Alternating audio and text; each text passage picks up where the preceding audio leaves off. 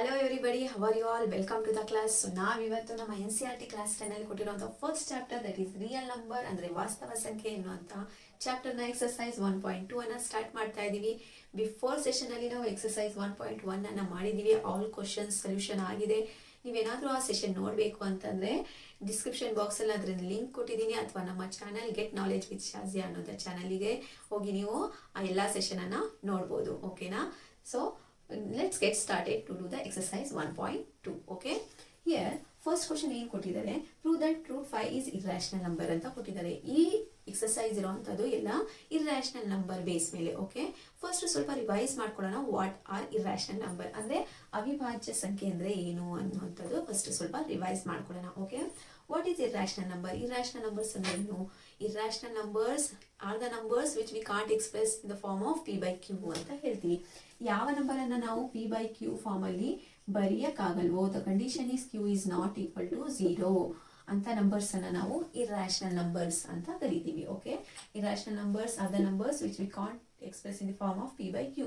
p by q form ಅಲ್ಲಿ ಬರೆಯಕ್ಕೆ ಸಾಧ್ಯವಿಲ್ಲದಿರುವಂತಹ numbers ಅನ್ನ ನಾವು ಇರ್ರಾಷನಲ್ ನಂಬರ್ಸ್ ಅಂತ ಹೇಳ್ತೀವಿ. ಓಕೆ, ಫಾರ್ ಎಕ್ಸಾಂಪಲ್ ಪೈ ಆಗಿರ್ಬೋದು, ಸ್ಕ್ವೇರ್ ರೂಟ್ ಆಫ್ 2 ಇರ್ಬೋದು, ಸ್ಕ್ವೇರ್ ರೂಟ್ ಆಫ್ 3 ಇರ್ಬೋದು. ಸ್ಕ್ವೇರ್ ರೂಟ್ ಆಫ್ 2 ಅಂದ್ರೆ ಪರ್ಫೆಕ್ಟ್ ಸ್ಕ್ವೇರ್ ಇಲ್ದಿರುವಂತಹ ನಂಬರ್ ಅನ್ನ ನಾವು ಇರ್ರಾಷನಲ್ ನಂಬರ್ ಅಂತ ಹೇಳ್ತೀವಿ. ಯಾವ ಡೆಸಿಮಲ್ ಪಾಯಿಂಟ್ ಆದ್ಮೇಲೆ, for example 3.14 159 so on. Okay, decimal numbers continue ಆಗ್ತಾ ಹೋಗುತ್ತೆ ಬಟ್ ವಿತೌಟ್ ರಿಪಿಟೇಷನ್. ಇಂತಹ ನಂಬರ್ಸ್ ಅನ್ನ ನಾವು ಇರ್ರಾಷನಲ್ ನಂಬರ್ಸ್ ಅಂತ ಹೇಳ್ತೀವಿ. ಓಕೆ, ರೂಟ್ 5 ಇದು ಕೂಡ ಇರ್ರಾಷನಲ್ ನಂಬರೇ. ಓಕೆ, ಫಾರ್ ಎಕ್ಸಾಂಪಲ್ ರೂಟ್ 4 ತಗೊಂಡ್ರೆ this is a perfect square number ಅಲ್ವಾ. ಸ್ಕ್ವೇರ್ ರೂಟ್ ಆಫ್ 4 ಅನ್ನ ತೆಗೆದ್ರೆ ನಮ್ಮ ನಂಬರ್ ಯಾವುದು? 2 ಬರುತ್ತೆ. ಹೌದು ತಾನೆ? This is a perfect square number. ಇದು square root of 2, square root of 5 under root ಅಲ್ಲಿ ಪರ್ಫೆಕ್ಟ್ ಸ್ಕ್ವೇರ್ ನಂಬರ್ ಇಲ್ಲ ಅಂತಂದ್ರೆ ಅಂತ ನಂಬರ್ಸ್ ನಮ್ಮ ಇರ್ರಾಷನಲ್ ನಂಬರ್ ಆಗಿರುತ್ತೆ. Okay, these are called the irrational number. Okay, ಗೊತ್ತಾಯ್ತಾ? Next move to the question ನೋಡೋಣ. First question ನೋಡಿ, prove that root 5 is irrational number. ಕೊಟ್ಟಿರುವಂತ ರೂಟ್ 5 ಇರ್ರಾಷನಲ್ ನಂಬರ್ ಅಂತ ಪ್ರೂವ್ ಮಾಡಬೇಕು. ಓಕೆ, ಕೊಟ್ಟಿರುವಂತ ರೂಟ್ 5 ಈಸ್ ಅವಿಭಾಜ್ಯ ಸಂಖ್ಯೆ ಅಂತ ಸಾಧಿಸಿ ಅಂತ ಕೊಟ್ಟಿದ್ದಾರೆ. ಓಕೆ, ಕನ್ನಡದಲ್ಲಿ. ಸೊ ಇಲ್ಲಿ ಏನ್ ಮಾಡ್ತೀವಿ, ಕಾಂಟ್ರಡಿಕ್ಟರಿ ಮೆಥಡ್ ಅನ್ನ ಯೂಸ್ ಮಾಡ್ತೀವಿ. ಅಂದ್ರೆ ಕೊಟ್ಟಿರುವಂತ ರೂಟ್ 5 ನ ಇದರಿಂದ ಉಲ್ಟಾ ಅಸ್ಯೂಮ್ ಮಾಡ್ಕೋತೀವಿ. ಅಂದ್ರೆ ಇದನ್ನ ರ್ಯಾಷನಲ್ ನಂಬರ್ ಅಂತ ಅಸ್ಯೂಮ್ ಮಾಡ್ಕೊಳ್ಳೋಣ. ಓಕೆ, ಪ್ರೂಫ್ ರೂಟ್ 5 ಅನ್ನ ನಾವ್ ಏನ್ ಮಾಡ್ಕೋಬೇಕು, ರ್ಯಾಷನಲ್ ನಂಬರ್ ಅಂತ ಅಸ್ಯೂಮ್ ಮಾಡ್ಕೋಬೇಕು. Assume root 5 is rational number. Rational number ಅಂದ್ರೆ ಏನು? p by q ಫಾರ್ಮ್ ಅಲ್ಲಿ ಬರಿಬಹುದಾ? p by q ಫಾರ್ಮ್ ಅಥವಾ a by b ಅಂತಾನು ತಗೋಬಹುದು. ಓಕೆ, ರ್ಯಾಷನಲ್ ನಂಬರ್ ಅಂತ ರೂಟ್ 5 ಗೆ ತಗೊಂಡ್ರೆ therefore ನಾವು ರೂಟ್ 5 ನ ಯಾವ ತರ ಬರಿಬಹುದು? Root 5 is equal to a by b where a and b are any integer. a ಮತ್ತೆ b ಯಾವ್ದಾದ್ರು ಇಂಟಿಜರ್ಸ್ ಆಗಿರ್ಬೋದು. ಓಕೆ, ಇಲ್ಲಿ ಬರ್ಕೊಳ್ಳಿ ಬ್ರಾಕೆಟ್ ಅಲ್ಲಿ, where a and b are any integers, ಯಾವ್ದಾದ್ರು ಇಂಟಿಜರ್ಸ್ ಆಗಿರ್ಬೋದು. ಬಟ್ ಅದನ್ನ ನಾವು ಏನಂತ ತಗೋತೀವಿ? ಕೋ ಪ್ರೈಮ್ಸ್ ಅಂತ ತಗೋತೀವಿ. a and b ನ ಕೋ ಪ್ರೈಮ್ ನಂಬರ್ ಅಂತ ತಗೋತೀವಿ. ಕೋ ಪ್ರೈಮ್ ನಂಬರ್ಸ್ ಅಂದ್ರೆ ಏನು? ಕೋ ಪ್ರೈಮ್ ನಂಬರ್ಸ್ ಅಂದ್ರೆ ಯಾವ್ದರ ಎರಡು ಸಂಖ್ಯೆಗಳ ಮಾಸ 1 ಆಗಿರುತ್ತೋ, ಅಂದ್ರೆ HCF 1 ಆಗಿರುತ್ತೋ ಅಂತಹ ನಂಬರ್ಸ್ ನಮ್ಮ ಕೋ ಪ್ರೈಮ್ ನಂಬರ್ಸ್ ಆಗಿರುತ್ತೆ. ಓಕೆ, ಇದನ್ನ ಸಾಲ್ವ್ ಮಾಡಿ. Root 5 is equal to a by b. ಇದನ್ನ ಸಾಲ್ವ್ ಮಾಡಿದ್ರೆ root 5 into b is equal to a ಆಗುತ್ತೆ. ಓಕೆನಾ? ನೆಕ್ಸ್ಟ್ ಇದನ್ನ ಸ್ಕ್ವೇರಿಂಗ್ ಮಾಡಿ. Squaring on both side. Both side squaring ಮಾಡಿದ್ರೆ both sides. So ಇಲ್ಲಿ square root of 5b whole square is equal to a square ಆಗುತ್ತೆ. Okay, next square get cancel. ಇಲ್ಲಿ ಏನು ಉಳಿತು? 5b square is equal to a square ಉಳಿತು. ಓಕೆನಾ? Next ಇದನ್ನ equation number 1 ಅಂತ ತಗೊಂಡಿರೋಣ. ಓಕೆ, ಇಲ್ಲಿ ನೋಡಿ b square is equal to a square by 5 ಬರುತ್ತಾ? ಸೊ a5 ಏನಾಗ್ತಾ ಇದೆ? a square ಗೆ ಡಿವೈಡ್ ಆಗ್ತಾ ಇದೆ. a square ಡಿವೈಡ್ ಆದ್ರೆ 5 a ಗೂ ಡಿವೈಡ್ ಆಗುತ್ತೆ by the theorem. Okay, see here by the theorem ಏನ್ ಹೇಳುತ್ತೆ? ಯಾವ್ದಾದ್ರು ಎನಿ ಪ್ರೈಮ್ ನಂಬರ್ಸ್ ಸ್ಕ್ವೇರ್ ನ ಡಿವೈಡ್ ಮಾಡಿದ್ರೆ ಅದು ಅದರಿಂದ ನಂಬರಿಗೂ ಕೂಡ ಡಿವೈಡ್ ಮಾಡುತ್ತೆ ಅಂತ ಹೇಳುತ್ತೆ. ಓಕೆ, ಬೈ ದ ಥಿಯರಮ್ ಇಲ್ಲಿ ಬರೀ by theorem if 5 divides a square, it also divides A, ಏನು ಕೂಡ ಡಿವೈಡ್ ಮಾಡುತ್ತೆ. ಓಕೆನಾ? This is the first one. Next ಏನ್ ಮಾಡಬೇಕು, 5c is equal to A ಅಂತ ತಗೋಬೇಕು. ಎ ನ ಡಿವೈಡ್ ಮಾಡಿದ್ರೆ, ಎ ಮತ್ತೆ ಬಿ ನ 5 ಡಿವೈಡ್ ಮಾಡಿದ್ರೆ ಯಾವ್ದಾದ್ರು ಒಂದು ಆನ್ಸರ್ ಬಂದೇ ಬರುತ್ತಲ್ವಾ, ಆ ಆನ್ಸರ್ ಅನ್ನ ನಾವು ಸಿ ಅಂತ ತಗೋತೀವಿ. ಸಿ ಅಂದ್ರೆ ಏನು? Any constant. C is any constant ಅಂದ್ರೆ ಯಾವ್ದಾದ್ರು ಒಂದು ನಂಬರ್, ಯಾವ್ದು ಆನ್ಸರ್ ಬಂದಿರುತ್ತೋ ಯಾವ್ದಾದ್ರು ಒಂದು ನಂಬರ್. ಓಕೆನಾ?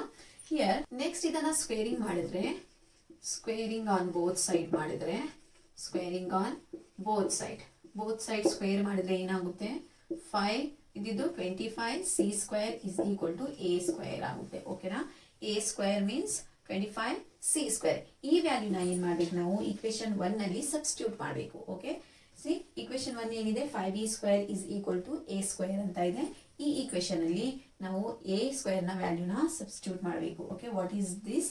5b square is equal to a square ಅಂದ್ರೆ ಏನು? 25 c square. Okay, substitute the value in equation 1. equation 1 ನಲ್ಲಿ ನಾವು ಈ ವ್ಯಾಲ್ಯೂನ ಸಬ್ಸ್ಟಿಟ್ಯೂಟ್ ಮಾಡಿದ್ರೆ ನೋಡಿ, ಇಲ್ಲಿ ಏನಿದೆ, 5b square is equal to 5b square is equal to a square ಅಂದ್ರೆ ಏನು?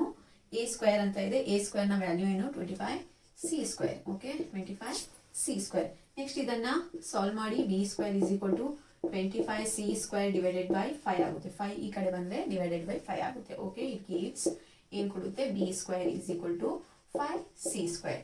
ಹಾಗಾದ್ರೆ 5 ಏನ್ ಮಾಡ್ತಾ ಇದೆ, ಈ ಕಡೆ ತಗೊಂಡ್ರೆ b square by 5 is equal to c square. ಇಲ್ಲಿ ನೋಡಿ, b ಸ್ಕ್ವೇರ್ ಗೂ 5 ಡಿವೈಡ್ ಆಗ್ತಾ ಇದೆ ಅಂತಂದ್ರೆ b ಗೂ ಡಿವೈಡ್ ಆಗುತ್ತೆ. Okay, if by the theorem if 5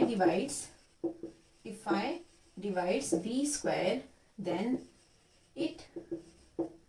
then it divide b also. ಹೌದಲ್ವಾ? ನಾವಿಲ್ಲಿ a ಸ್ಕ್ವೇರ್ ಮತ್ತೆ b ಸ್ಕ್ವೇರ್ ನ ತಗೊಳ್ಳುವಾಗ ಅದು ಯಾವ್ದಾದ್ರು ಕೋ ಪ್ರೈಮ್ ಅಂತ ಹೇಳಿದೀವಿ. ಕೋ ಪ್ರೈಮ್ ಮೀನ್ಸ್ HCF 1 ಆಗಿರುತ್ತೆ ಅಂತ ಹೇಳಿದೀವಿ. ಬಟ್ ನಾವು ಇಲ್ಲಿ ಏನ್ ಹೇಳ್ತಾ ಇದೀವಿ, 5 ಕೂಡ a ಸ್ಕ್ವೇರ್ ಮತ್ತೆ b ಸ್ಕ್ವೇರ್ ನ ಡಿವೈಡ್ ಆಗ್ತಾ ಇದೆ ಅಂದ್ರೆ 5 ನು ಒಂದು ಫ್ಯಾಕ್ಟರ್, a ಮತ್ತೆ b ನ ಫ್ಯಾಕ್ಟರ್ 5 ನು ಕೂಡ ಅಂತಂದ್ರೆ ದಟ್ ಮೀನ್ಸ್ ಇಲ್ಲಿ ಏನಾಯ್ತು, ನಾವು ತಗೊಂಡಿರುವಂತಹ ಅಸಂಪ್ಷನ್ ರಾಂಗ್ ಆಯ್ತು. That's why √5 is irrational number. Okay, solution ಅನ್ನ ಬರೀರಿ. ಇಲ್ಲಿ ಡಿವೈಡ್ ಆಗ್ತಾ ಇದೆ ಅಂತಂದ್ರೆ ಇಲ್ಲೇನ್ ಬರಿಬೇಕು ನೀವು, if 5 divides a and b means 5 is also one of the factor. 5 is also one of the factor. Okay, that's why therefore √5 is irrational number anta bariri. Okay na, irrational number. Okay, this is the solution, irrational number. Okay, ಈ ತರ ನೀವು √5 ನ ಏನ್ ಮಾಡಬೇಕು, irrational number ಅಂತ prove ಮಾಡಬೇಕು. First ಏನ್ ಮಾಡಬೇಕು, ಕೊಟ್ಟಿರುವಂತ √5 ನ ಉಲ್ಟಾ ಅಸ್ಯೂಮ್ ಮಾಡ್ಕೋಬೇಕು, ರ್ಯಾಷನಲ್ ನಂಬರ್ ಅಂತ ತಗೋಬೇಕು. ರ್ಯಾಷನಲ್ ನಂಬರ್ ಅಂತ ತಗೊಂಡ್ರೆ ಅದು a/b ಫಾರ್ಮ್ ಅಲ್ಲಿ ಬರಿಬಹುದು. ಅಂದ್ರೆ a/b ಎನಿ ಇಂಟಿಜರ್ಸ್ ಅಂತ ತಗೊಂಡ್ರೆ ಮತ್ತೆ ಅದನ್ನ ಕೋ ಪ್ರೈಮ್ಸ್ ಅಂತ ತಗೊಂಡ್ರೆ ಅದನ್ನ HCF ಏನಾಗಿರುತ್ತೆ, 1 ಆಗಿರುತ್ತೆ. ಓಕೆ, ಇಲ್ಲಿ ಬರ್ದಿದ್ದೀನಿ. ಇಲ್ಲಿ ನೀವು ಅದನ್ನ ಸಾಲ್ವ್ ಮಾಡಿದ್ರೆ √5b is equal to a ಬರುತ್ತೆ. ಆಮೇಲೆ ಸ್ಕ್ವೇರಿಂಗ್ ಮಾಡ್ಬೇಕು. ಸ್ಕ್ವೇರಿಂಗ್ ಮಾಡಿದ್ರೆ ಏನಾಗುತ್ತೆ, ನಮ್ಮ ಈಕ್ವೇಶನ್ ನಂಬರ್ 1 ಫಾರ್ಮ್ ಆಗುತ್ತೆ. ಫ್ರಮ್ ಥಿಯರಮ್ 1 ಇದು a square 5 a square divide ಆದ್ರೆ a ಗೂ ಡಿವೈಡ್ ಆಗುತ್ತೆ. ದಟ್ ಮೀನ್ಸ್ 5 ನು ಒಂದು ಫ್ಯಾಕ್ಟರ್ ಬಂದ್ಬಿಡುತ್ತೆ a ಇಂದು. ನೆಕ್ಸ್ಟ್ ಮತ್ತೆ ಇದನ್ನ c ಅಂತ ತಗೊಂಡ್ರೆ c5c is equal to a ಅಂತ ತಗೊಂಡು ಮತ್ತೆ ಸ್ಕ್ವೇರಿಂಗ್ ಮಾಡಿದ್ರೆ ಏನಾಗುತ್ತೆ, 5 b ಗೂ ಕೂಡ b ಸ್ಕ್ವೇರ್ ಗೂ ಕೂಡ ಡಿವೈಡ್ ಆಗುತ್ತೆ ಅಂತಂದ್ರೆ 5 ನು ಕೂಡ ಇನ್ನೊಂದು ಫ್ಯಾಕ್ಟರ್ ಅಂತ ಹೇಳ್ತಾ ಇದೀವಿ. ಅಂದ್ರೆ a ಮತ್ತೆ b ಕೋ ಪ್ರೈಮ್ ಆಗಿರೋದ್ರಿಂದ HCF 1 ಮಾತ್ರ ಬರಬೇಕು. ಬಟ್ ನಾವಿಲ್ಲಿ ಹೇಳ್ತಾ ಇದೀವಿ 5 ಕೂಡ ಬರುತ್ತೆ, ಫ್ಯಾಕ್ಟರ್ 5 ಕೂಡ ಬರುತ್ತೆ ಅಂತ ಹೇಳ್ತಾ ಇದೀವಿ. ಅಂದ್ರೆ ನಾವು ತಗೊಂಡಿರುವಂತ ಕಾಂಟ್ರಡಿಕ್ಷನ್ ಏನಾಯ್ತು, ಅಲ್ಲಿ ರಾಂಗ್ ಆಯ್ತು. ದಟ್ಸ್ ವೈ √5 ಏನು ಇರ್ರಾಷನಲ್ ನಂಬರ್. ಓಕೆ.